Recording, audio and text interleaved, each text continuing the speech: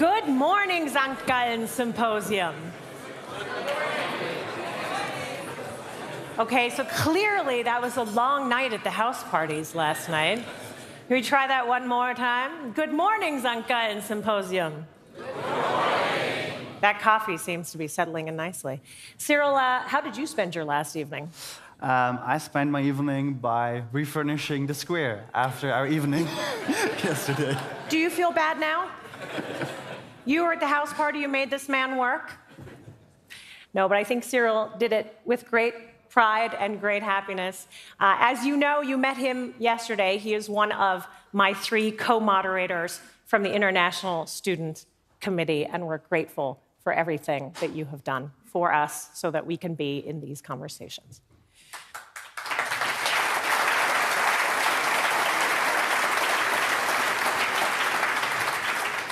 We have a somewhat difficult morning ahead of us, but that is also what the St. Gallen Symposium is for, is to think critically about the challenges ahead. Systemic transformation.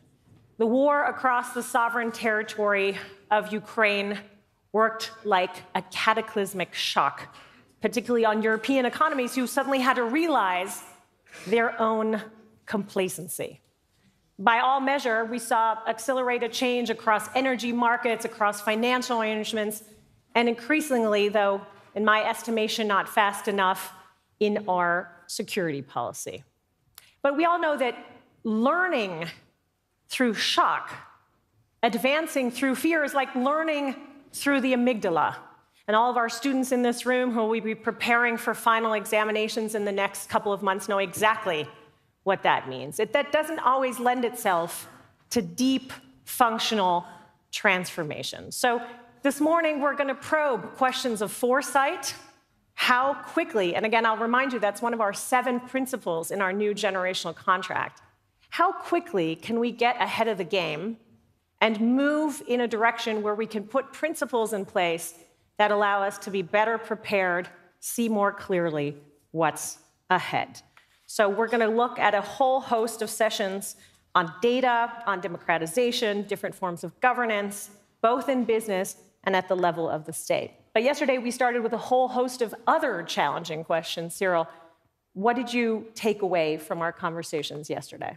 So yesterday we started with understanding the urgency of a new generational contract. We saw that immediate challenges often takes precedence over long-term concerns, perpetuating a vicious cycle. While we seem to be constantly stuck in crisis mode, the pressure to address multiple ecological crises, intensifying resource scarcities, and rising inequalities is mounting. Please, Cathryn, tell us, what's ahead of us today? Well, like I said, this is the time to roll up your sleeves, because we want to think, as part of our new generational contract, not to mark a moment in time, right? The publication of this paper. We want to figure out together in conversation here, but mapping over the next year and the coming years, how we put this new generational contract into practice. And part of that is thinking again about the complexity of problems and how interrelated they are. So we'll talk about food insecurity. We'll talk about global governance issues. We'll talk about how the intersection of multiple ecological crises will really challenge us. And we'll talk about, again, the shifting role of the state in its interaction with business, corporations, NGOs, but also with us as individuals. But before we do a deep dive, we want to hear from someone that many in this room know very well, and that's Dominic Barton. Many of you will know that he was, of course, Canadian ambassador to the People's Republic of China, right in the midst of Xi Jinping's political rise, but that he's had long-term leading roles in consulting and business and management. And though he can't be with us this morning, we know that through the wonder of technology, Dominic can deliver a message to us in terms of what we plan to get done together this morning. So let's hear from Dominic Barton. Hello. I trust you've been having a terrific conference. I've certainly enjoyed watching the proceedings here from Sydney in Australia, and I do regret not being able to be there in person. But I just wanted to say a couple of things. First, What I've picked up from the conversations is the importance of both having and dealing with the short-term issues and at the same time handling the long-term issues, what I'd call having a microscope in one eye and a telescope in the other without getting a headache, and the importance of also having the cross-generational approach, young people thinking about long-term solutions, but we're also at the same time trying to deal with the current problems and challenges that we have. So having that dual lens, microscope and telescope, being incredibly important.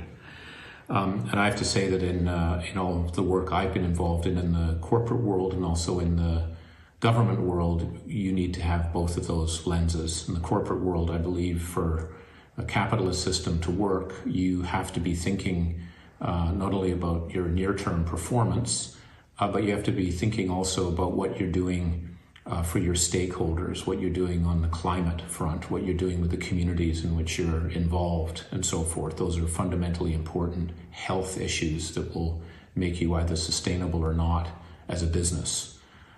So I think these are very important discussions that are being had.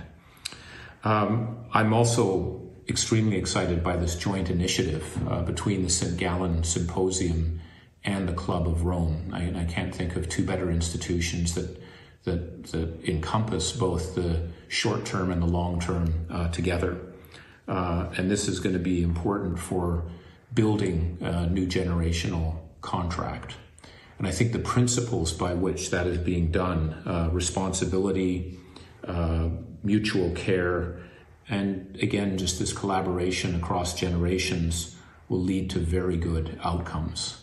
And as a conference chair for the St. Gallen Symposium, I'm very much looking forward to the progress and the results in this important initiative, and just want to wish you the best in that. The chairman of the St. Gallen Symposium, Ambassador Dominic Barton.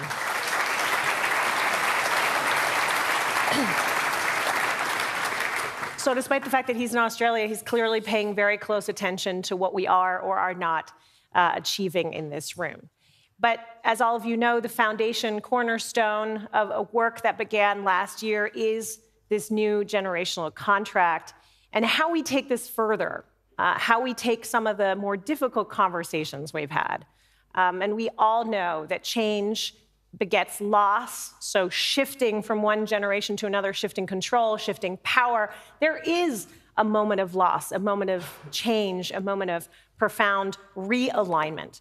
And so what we do with that from this moment on is the fundamental sort of idea behind a conversation that I will now have with two people who have effectively led this initiative here. And I want to bring them to the stage now. Cyril gets to have a coffee break, which clearly he needs.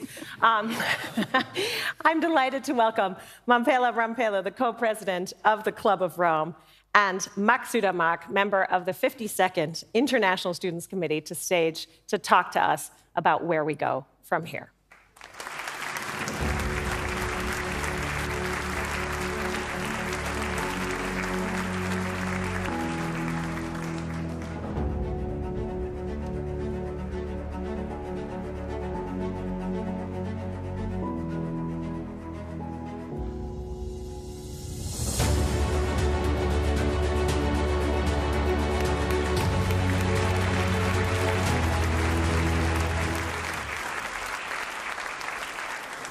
Mamphela and Max, it's such a pleasure to share this stage with you. Mamphela is no stranger, of course, to this symposium. She told me earlier in the coffee break that this is her third, but she is, as many of you know, and was one of the first managing directors of the World Bank. She's an activist against apartheid. She is one of the most outspoken women that I have met in my lifetime. She's an academic, a businesswoman. You know, she does it all. So welcome, Mamphela. And Max, who is part of the 52nd International Students Committee. He's a business administration student here. Mamphela, when you were here last year, soaking up the spirit of St. Gallen and seeing what the students were capable of, some of the conversations they wanted to launch themselves into, what was a genesis thought for the Club of Rome? You've been working a lot on intergenerational dialogue, but why here and within this format? Why now? Thank you very much, Cathryn. St. Gallen's, in my view, models what all universities in the world should be doing. I haven't seen a university that's used the energy, the creativity, and the ingenuity of young people in the way that they do through this platform of the symposium. That's what attracted me here. And then I thought back on my years as a vice chancellor at the University of Cape Town, and I'm harvesting I could have done things better. But as a co-president of the Club of Rome, we are wrestling with these issues of how do we recognize and fully deal with the planetary emergencies that are upon us, at the same time, consider how we might engage and create the spaces for the emergence out of these emergencies. And we thought lead has to be young people. So we have an impact hub at the Club of Rome of young leaders and intergenerational conversation. So for me, there was a perfect fit between St. Gallen's Symposium and the Club of Rome. And so we were delighted last year when this idea of not just assuming, but concretizing the interdependence of generations. As I stand here as probably one of the oldest people in this room, I draw from my ancestors. And yet, I am very conscious that I'm not only responsible to show up with my full humanity and the values of my ancestors that are your common ancestors from Africa, the three cardinal values of dignity, fairness, compassion. How do I show up every day with those values and make sure that those yet to be born? I reminded people yesterday that on my continent, the women are the keepers of the seed. And this is not just the human seed, but the seed of all life, because life is interconnected and interdependent. So I'm delighted that we are here as one human family led by young people. That deserves an applause, does it not?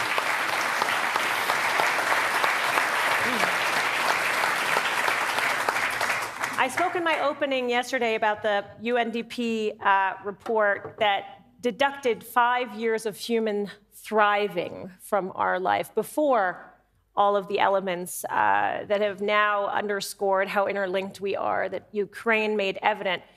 Max, you've been working this effectively from the other side of the equation. You have an urgency because of your own youth, your own perspective into these problems. Tell us a little bit about what this last year was like, and then we want to talk about what the year ahead was. So 7 principles, we hold them in our hands, but how did you come up with them, and what do they mean to you? Gladly, Cathryn. So actually, if you have been part of this last St. Gallen Symposium last year, you might have seen our big signing wall, the signing wall for a new generational contract. It's also to be found here in the main building. And this, for us, really was a call to action, because all those people attending the last symposium really gave us the mandate to really take this year to develop an initiative, to develop a new generational contract, and we did this throughout the last year. We did this with a lot of global surveys we conducted as St. Gallen Symposium, but also as the Club of Rome, with a lot of research and papers with our partners together, and of course, with our student essays. 3 of those have been presented yesterday in our Global Essay Competition awarding ceremony.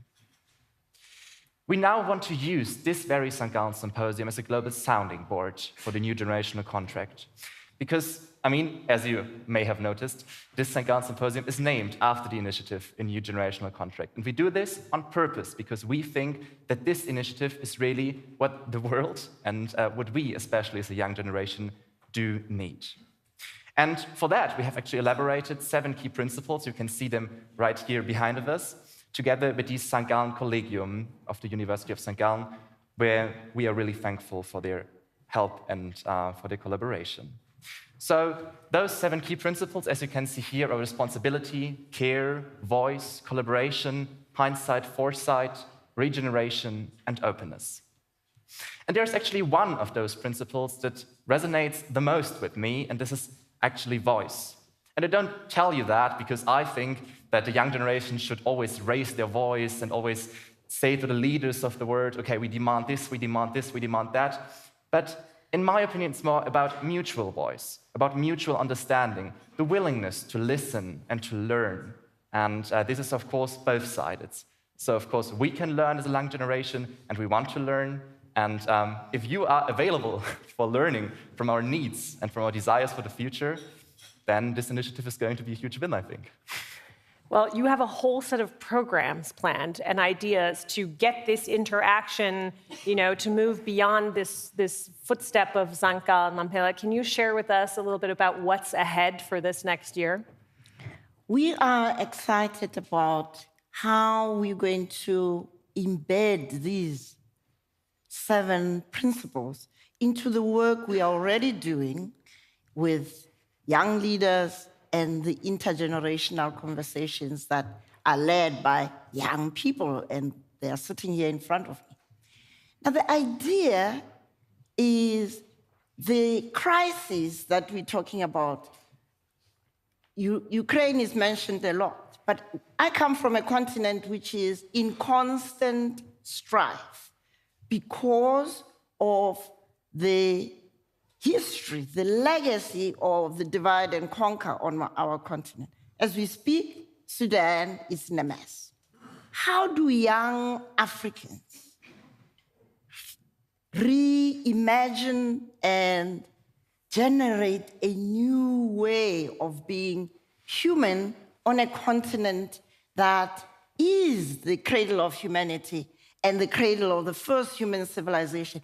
And yet, because of not dealing with the legacy of how the world in its desire to exploit resources and so on undermined the very essence of the one human family. But the conversations we want to have are not about you did it, is how do we engage as Africa and Europe in a conversation of equals, of partners who have a shared future that we can shape together. And we, my generation and older, we often don't have the energy, the creativity, and the vested interest in shaping this future. Mm-hmm. Clearly, people like Max don't want to have families in a world that is currently characterized by these planetary emergencies. So we are leveraging young people's desire to shape a future different from now. But we are also bringing the wisdom of my generation and of our ancestors to say we can do it together if only we sit and listen to one another. And the voice you're talking about, there is a tendency to say there's one universal way of looking at things. No, young people from my continent said, no. There is a pluriversal world.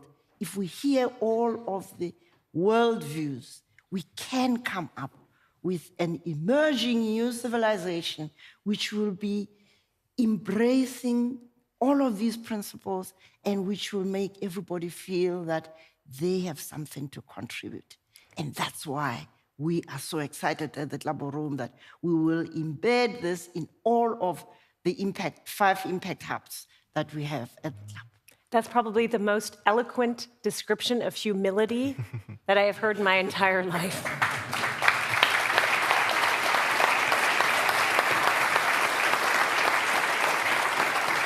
Because as someone who looks at geopolitics and geostrategy, I think that moment, that first vote in the UN General Assembly, when, yes, the majority of countries rose to condemn the actions of the Russian Federation against Ukraine was one thing.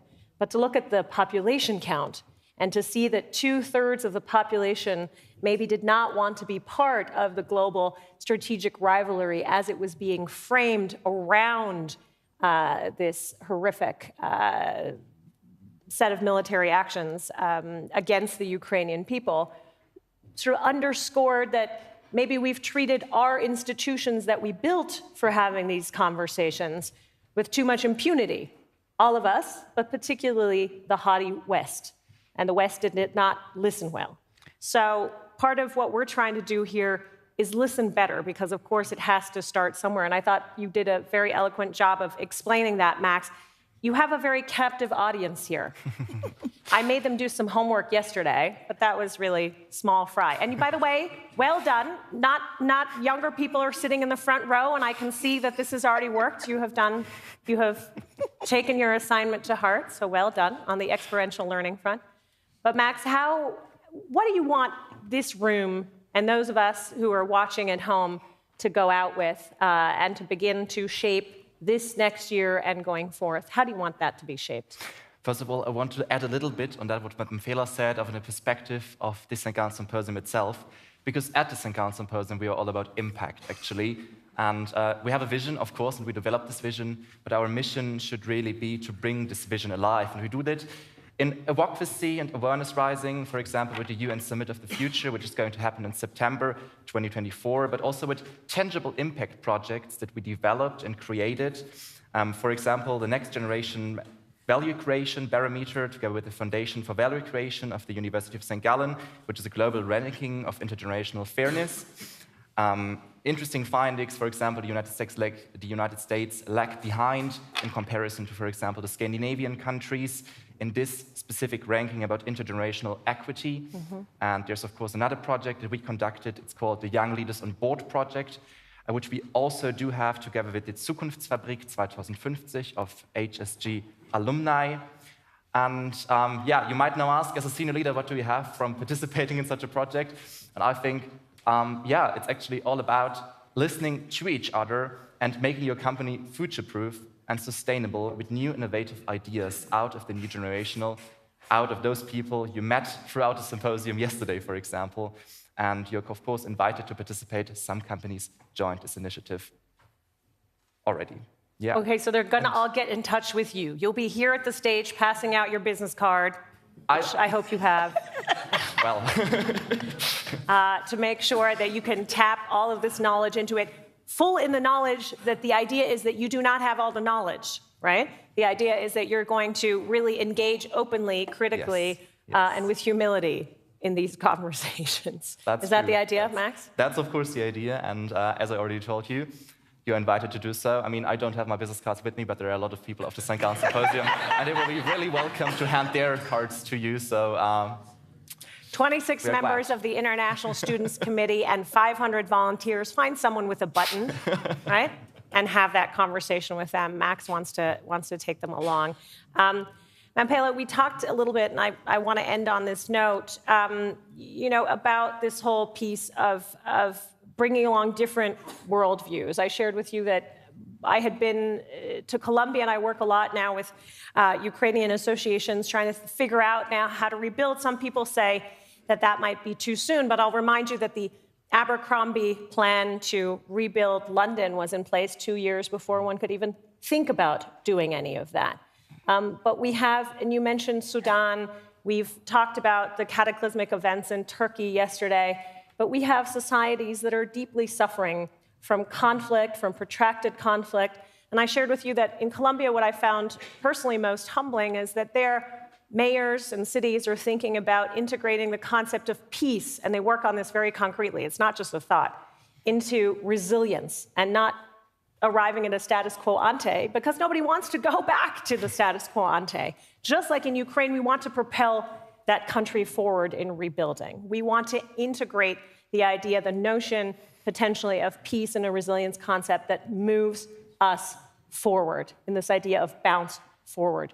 What are, at the Club of Rome, what are your principal ideas in terms of how we really, beyond the intergenerational contact, but how we get that humanity piece to embrace that different thinking to bounce forward? The core principle is to understand that there cannot be a healthy planet.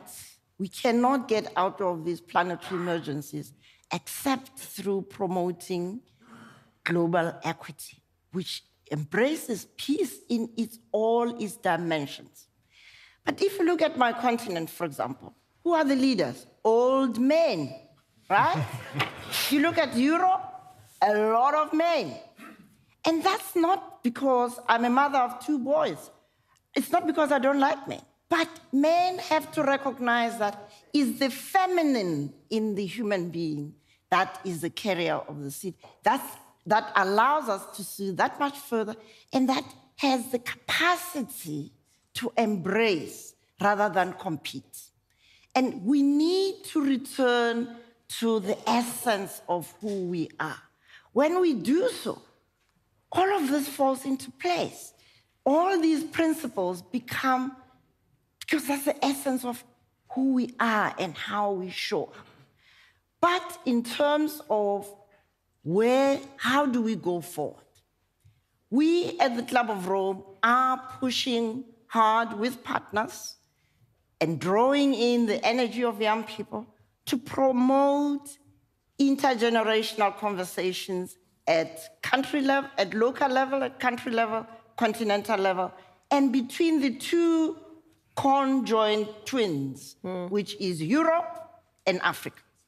There is no way those 2 continents can be separated geologically, historically, and now in terms of culture. And Africa owns all of the minerals and all of the resources we need to get out of this planetary emergency. But they are not accessible unless there is peace. We need to work together, not point fingers, but work together around the table to say, we as the human family have gone astray, and we need to sit in a circle and look one another in the eye and say, yes, I am because you are. And therefore, together, we are going to build this global equity for a healthy planet. Mamphela, Max, thank you.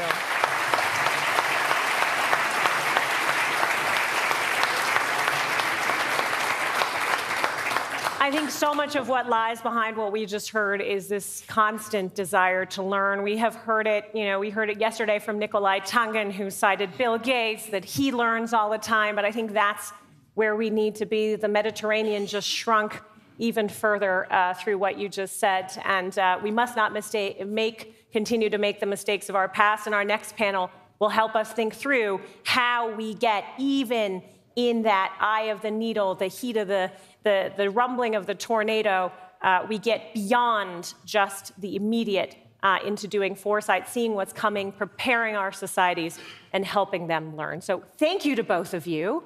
You are excused. Thank you both. Please give them another warm round of applause.